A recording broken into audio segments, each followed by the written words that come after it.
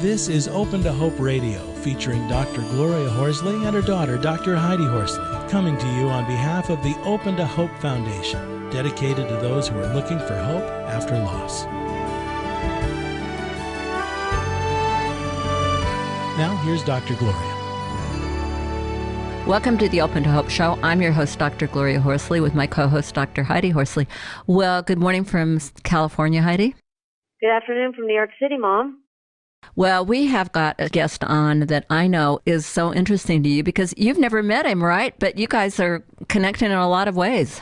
Well, I have never met him at all, and I just found out about him last week, and I'm going to introduce him in a minute. His name is Dr. Daniel Rudofossi. He is not only a former New York police officer, but he's also a psychologist and a professor. He has a really fascinating background. He's on the other end of the line, and he is here in New York City with me, not in the room, but in this borough. And his name is Dr. Daniel Rudofossi. And Dr. Dan is a retired sergeant in the New York Police Department. He is a licensed psychologist and a professor. Dr. Dan offers his evidence-based approach toward identifying, confronting, and healing from complex trauma syndromes using his eco-ethological existential analytic approach.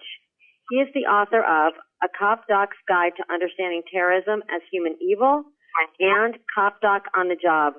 Welcome to the show, Dr. Dan. It's a privilege and a pleasure to be here. One of the reasons Heidi and I were very excited to have you on the show is because we have a lot of bereaved people that are listening to the show and are fairly newly bereaved. And I think you probably know more about bereavement and particularly trauma because we have people tell us things like, I was doing CPR with my spouse or whatever, or with my child, and they didn't survive. And that keeps running through my head. And I just don't seem to be able to deal with it. And, I think you probably have a lot with that, with helping people deal with trauma in the police department. Yes. What you just discussed is what officers deal with, not necessarily with their own children or spouse, but with dealing with people that they just meet in what I describe as a psychic quantum moment when it's a shocking type of a loss or trauma, something that they themselves may not have been used to or trained in, particularly in the field or the ecology in which they work and survive in, which I would call ethological drive.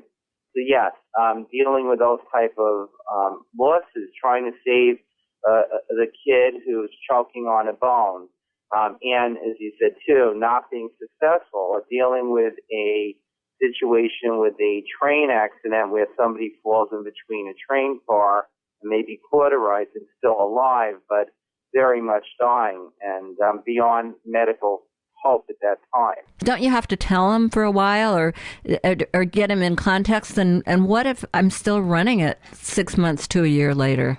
Well, that is even normal because sometimes we don't even have symptoms that emerge till way after the fact. Sometimes officers or other folks that work in areas of emergency response may not even have time to pause because they get so active and involved in this lifestyle. In fact, one of the profiles that I talk about is officers that become addicted to trauma. And by addicted, I mean they have become responsive to dealing with rescue situations, one after the other, and not even have time to pause and stop and reflect and direct their attention to what's going on. And so what happens is these losses, if we can visualize it, accumulate like a pile of dust, and dust that becomes moldy and green and full of all kinds of ugly stuff that if we don't take care of, kind of wake us up with a tap on our shoulder at night, maybe when we go to sleep, or officers who will get involved with drinking and all kinds of other stuff that keep them amused instead of really dealing with the loss. Just really hit something for me is that when people are using, they've had a trauma and they're using alcohol or sex or other addictions as a distraction. I hadn't thought of that. Have you, Heidi? Well, and also using them to self-medicate because I think people, like Dr. Dan works with, and that are in the police department, they're constantly seeing one trauma after another. And I would just think it would just be a lot to handle. There's 2 or 3 points here that are amazingly on the money, and one of those aspects is the addiction that officers go to in place of working through the trauma. But let's even back up a little more. The other idea is normalcy. When the culture is alexithymic or doesn't allow for emotions to be expressed, or to the individual officer to say, hey, I'm not so okay. So the way that officers, for example, deal with it, or if we're talking about civilians who have dealt with a lot of trauma or losses, is say, well, that's Mary's problem, that's Joe's problem, but I'm okay, Mm-hmm. Standard operating procedure. That's okay. So I'm okay. I just got to get back to work, and that's just it. So the other aspect of addiction is that folks get so immersed in this culture of trauma and loss that they forget to stop and pause and reflect on their own losses. And therefore, in order to be able to do that, one has to understand that getting these repetition of ideas and thoughts and visions, even scary visions, and aspects that are related to trauma does not mean that you're crazy at all. And I would say one of the key aspects of working in my type of therapy with public safety and other folks is getting them to understand that they are not going crazy.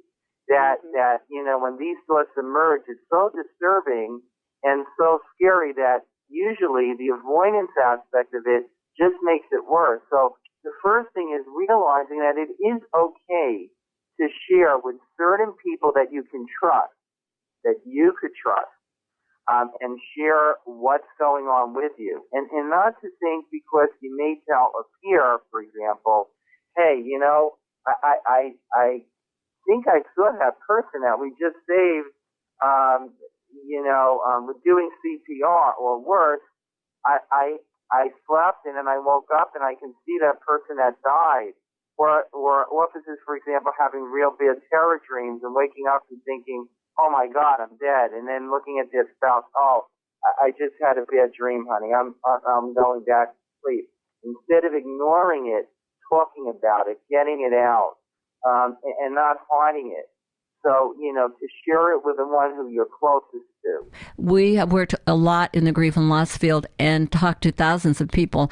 And one of the things that we talk to them about is finding a safe person to share. Even out in the general public, you have to find safe people. Not everybody can hear this. Right. And that's so key what you're saying. And I was actually alluding to that as well. To find somebody who's competent. And that even includes, and even though we're not even near there yet, when you go to a therapist, ones like all of us here on this program who are culturally competent and capable of dealing with the material that is presented and not freaking out or minimizing the loss, for example, as being a crybaby, or being too emotional, or not being able to handle it. Like in the police department, like in a fire department, the idea is like, let it roll off your shoulders like a duck's ass. And the reality, excuse the vernacular, is that somehow we're supposed to just discard what is toxic and what really is very difficult to handle. When you're in the heat of the moment and you're trying to rescue somebody who's dying, that is a human being and a life. Yet officers are taught to what I call adaptively, functionally dissociate. The adaptive part is I have to adapt in terms of my survival motivation to function as an officer.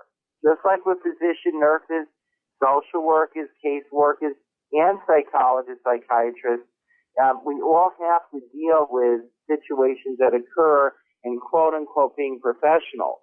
But the myth that's very poor, and I would say even destructive, is that somehow that dissociation ought not to be looked at or get through it. Well, you're a doc.